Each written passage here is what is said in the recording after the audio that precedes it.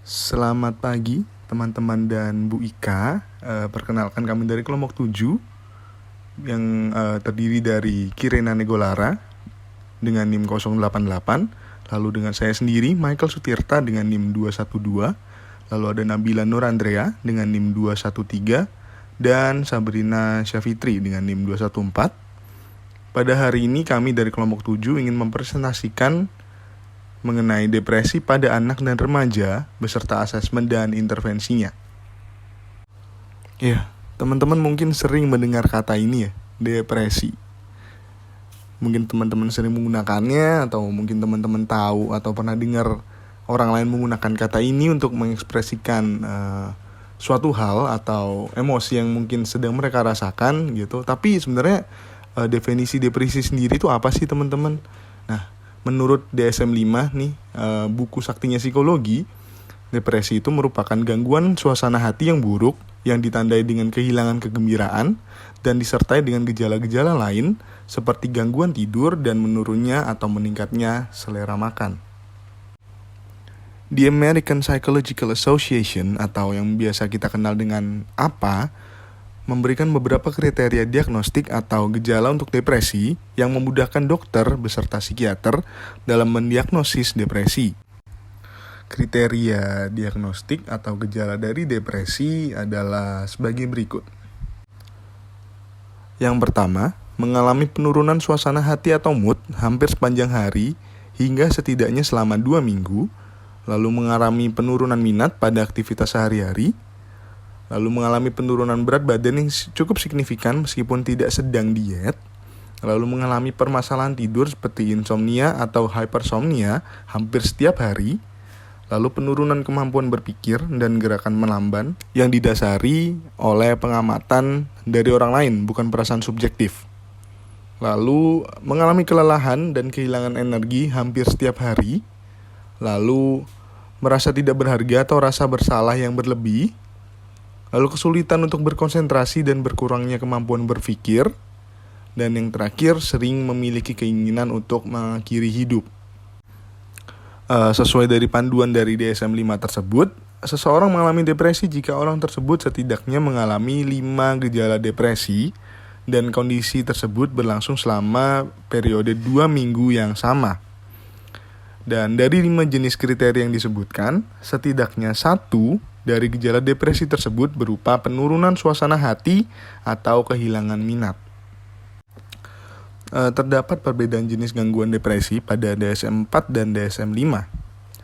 Dari DSM-4 sendiri menjelaskan bahwa ada beberapa jenis gangguan yaitu mayor, minor, dan distimik, sedangkan pada DSM-5 dibagi menjadi jenis yang lebih spesifik. Lalu, terdapat beberapa jenis depresi menurut DSM-5. Yang pertama ada Disruptive Mood Dysregulation Disorder, di mana suasana hati yang mengganggu meliputi ledakan emosi yang cukup parah, baik verbal atau non-verbal, sebagai respons dari keadaan frustasi dan juga mudah tersinggung.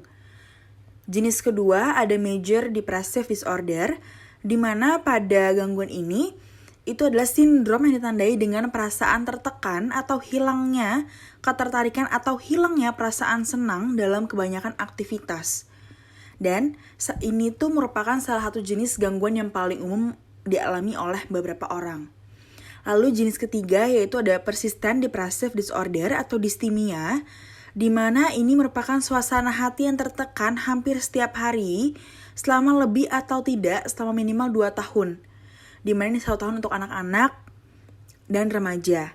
Lalu, jenis yang keempat ada Premenstrual Dysphoric Disorder, di mana ini menjelaskan bahwa ada labilitas mood, ledakan emosi, dan gejala kecemasan yang terjadi berulang kali selama fase siklus pramenstruasi, yang diikuti dengan gejala perilaku dan gejala fisik selama menstruasi 1 tahun terakhir dan memiliki efek buruk pada pekerjaan atau fungsi sosialnya.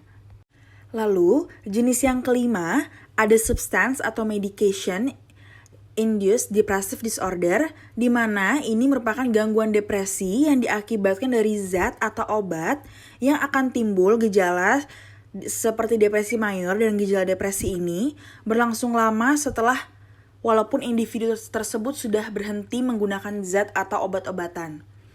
Lalu jenis keenam ada depressive disorder due to another medical condition, di mana pada gangguan itu adanya penurunan minat atau kesenangan yang nyata pada semua hal, pada segala hal, atau hampir semua aktivitas yang menonjol yang terkait dengan efek psikologis dari kondisi medis lain. Nah, lalu kemudian ada other specified depressive disorder, di mana gejala umum dari gangguan depresi yang dialami individu itu adalah ada yang tidak memenuhi kriteria penuh untuk salah satu gangguan depresi. Dan pada gangguan ini tuh dibagi lagi menjadi recurrent brief depression, short duration depressive episode, dan depressive episode with insufficient symptoms. Lalu gejala yang terakhir itu ada unspecified depressive disorder, di mana gangguan ini tuh menyebabkan adanya gangguan yang signifikan pada hubungan sosial, pekerjaan, atau pada fungsi individual itu sendiri. Nah, depresi pada anak remaja ini sendiri, berdasarkan data, pada tahun 2015, 5% dari anak dan remaja di Indonesia ini mengalami depresi. Nah, tetapi biasanya depresi pada remaja itu tidak terdiagnosis sejak awal dan baru akan terdiagnosa itu ketika keadaannya itu mengakibatkan kondisi yang serius dan mulai menyebabkan remaja itu kesulitan untuk serius di sekolah dan juga ketika melakukan penyesuaian dengan teman sebayanya. Hal tersebut itu cenderung terjadi dikarenakan gangguan depresi ini sendiri tidak terlalu jauh berbeda dengan kondisi emosi yang terjadi itu pada saat remaja. Lalu, ketidaksiapan remaja dalam menghadapi berbagai permasalahan hidup itu juga menjadi salah satu faktor terjadinya potensi dan semakin tingginya resiko remaja itu mengalami depresi. Dan depresi pada anak dan remaja ini tuh umumnya sangat dapat terjadi karena faktor biologi, psikologis atau kepribadian, dan sosial. Dan ketiga faktor tersebut itu biasanya saling berkorelasi satu dengan yang lainnya. Nah, faktor biologi ini sendiri menjelaskan bahwa biasanya penyakit fisik yang berkepanjangan itu juga dapat menyebabkan stres dan menyebabkan depresi. Lalu faktor psikologis atau kepribadian di mana ini terlalu fokus pada tekanan yang dialami dan menyalahkan diri sendiri.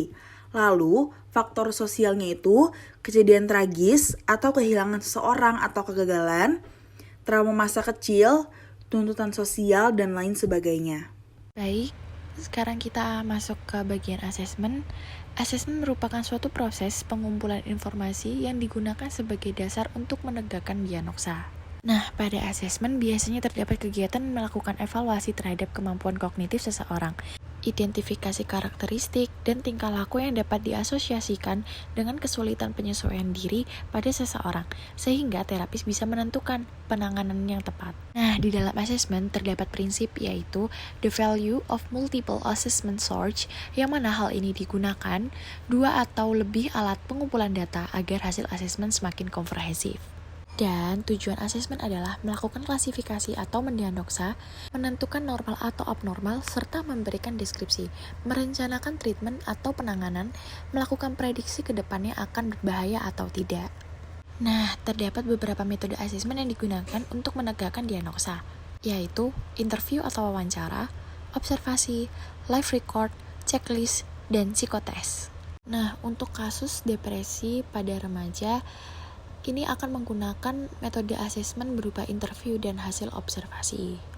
Untuk observasi, menggunakan alat ukur BDI-2, yang mana responden diminta untuk mengisi alat ukur BDI-2 yang berisikan 21 item pertanyaan yang terjadi di dalam kurun waktu 2 minggu agar sesuai dengan kriteria DSM-4. Yang kemudian hasilnya dianalisa merupakan gabungan dari data-data wawancara dan hasil BDI-2 dan menghasilkan suatu diagnosa. Nah, kemudian kita lanjut ke intervensi.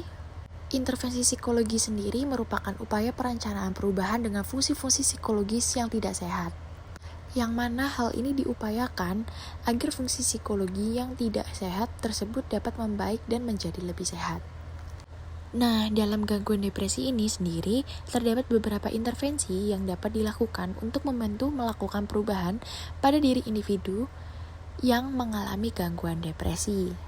Nah, untuk menangani depresi pada anak dan remaja, terdapat beberapa intervensi yang bisa dilakukan dan yang pasti dalam pengawasan profesional.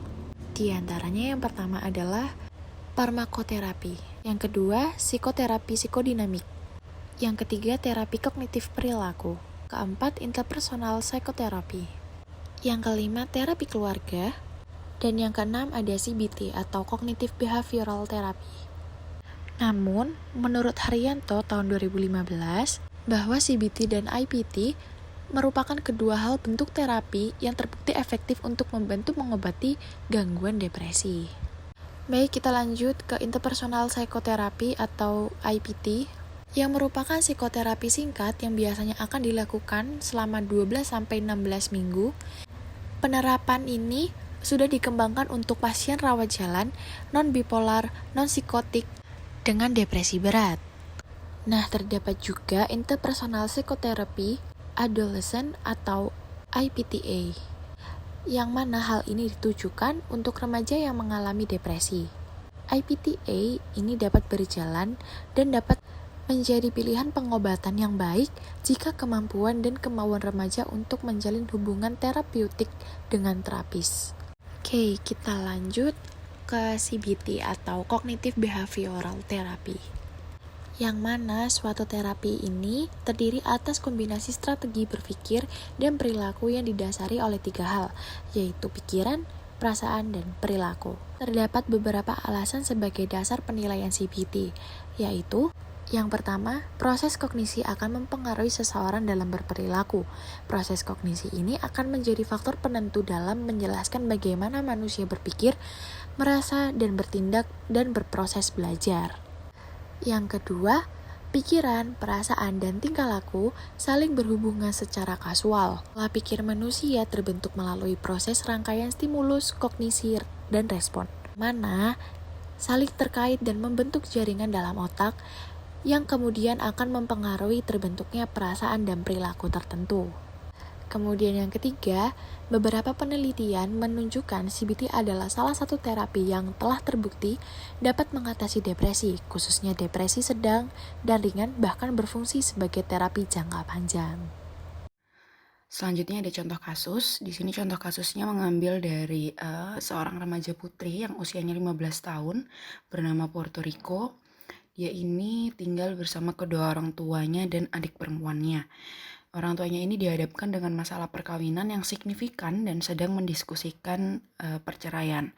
Ibunya memiliki riwayat perawatan psikiatri untuk depresi dan kecemasan, sedangkan ayahnya ini menunjukkan menderita gangguan bipolar dan telah menerima perawatan dari psikiatri. Ayahnya sempat dirawat di rumah sakit juga beberapa kali selama bertahun-tahun sebelumnya karena gejala kejiwaan yang serius. Nah, Porto ini mengalami kegagalan di beberapa kelas di sekolahnya dan keluarganya ini juga sedang dalam proses mencari sekolah baru karena nilainya yang gagal dan kesulitan bergaul dengan teman-teman sekelasnya. Porto ini menunjukkan beberapa gejala juga seperti sering sedih dan menangis, nafsu makan meningkat dan makan berlebihan, rasa bersalah, konsep diri yang rendah, kecemasan, lekas marah, insomnia, putus asa, dan kesulitan berkonsentrasi. Selain itu, ia juga mengalami kesulitan dalam hubungan interpersonalnya. Pikiran negatif-negatif yang terus-menerus tentang penampilan dan kemampuan skolastiknya, serta rasa bersalah tentang perkawinan orang tuanya. Nah, berdasarkan riwayat kesehatan Porto ini, Porto menunjukkan bahwa ia menderita asma, menggunakan kacamata, dan kelebihan berat badan. Ibunya juga melaporkan bahwa Porto ini sebelumnya telah didiagnosis mengalami Major Depressive Disorder atau MDD 3 tahun yang lalu dan dirawat sebentar selama 2 tahun dengan psikoterapi yang suportif dan antidepresan, yaitu fluoxetine dan sertralin. Nah, episode pertama ini dipicu oleh penolakan oleh seorang anak laki-laki yang dimana Porto memiliki perasaan romantis kepada laki-laki tersebut. Lalu untuk episode terbarunya tampaknya berkaitan dengan masalah perkawinan orang tuanya dan kesulitan akademik dan sosial di sekolah. Nah, selanjutnya ada intervensi. Jadi pada kasus depresi yang dialami Porto ini, intervensi yang dapat diberikan itu merupakan CBT atau Cognitive Behavioral Therapy. Nah, seperti yang udah dijelaskan, CBT ini merupakan salah satu bentuk intervensi yang telah menunjukkan keberhasilan dalam mengobati depresi. Jadi dalam kasus yang dialami Porto ini nanti dapat dilakukan CBT dengan melakukan 12 sesi pertemuan. Nantinya tujuan dari CBT ini adalah untuk membantu subjek atau Porto ini fokus untuk mencari solusi, membantu mengubah pola pikirnya, memperbaiki masalah interpersonal dengan dirinya, serta membantu mencari kebiasaan-kebiasaan yang positif. Nah, karena tadi terdiri dari 12 sesi, jadi di sini untuk sesi 1 hingga 4 itu fokusnya pada mengajar pasien tentang pengaruh pikiran pada suasana hati dan strategi untuk memperdebatkan pola pikir disfungsional dan meningkatkan pikiran positif. Lalu untuk sesi selanjutnya, 4 sesi selanjutnya yaitu sesi 5 hingga 8 itu tujuannya untuk membantu subjek meningkatkan aktivitas yang menyenangkan. Jadi membantu subjek untuk melakukan kegiatan-kegiatan yang menyenangkan, manajemen waktu, dan penetapan tujuan untuk meningkatkan suasana hatinya. Lalu yang selanjutnya ada sesi 9 hingga 12. Nah, 4 sesi terakhir ini membahas cara-cara di mana hubungan interpersonal itu dapat mempengaruhi suasana hati seseorang dan fokus pada peningkatan serta pemeliharaan dukungan sosial dan juga peningkatan keterampilan komunikasi yang asertif. Lalu yang terakhir, ini ada sesi tambahan yaitu sesi 13 hingga 16. 4 sesi terakhir yang mana fokusnya adalah mengelola perasaan untuk mengurangi dampaknya pada suasana hati dan fungsi sehari-hari. Jadi selama sesi terakhir ini nanti, terapis itu bekerja pada penutupan dengan pasien, seperti memperkuat perbaikan suasana hati pasien dan keterampilan mengatasi, serta menasihati pasien tentang strategi pencegahan ketika mengalami kambuh. Itu. Sekian presentasi yang dapat kami berikan. Kami mohon maaf atas kekurangan dan kesalahan kata yang mungkin muncul. Atas perhatiannya kami ucapkan terima kasih.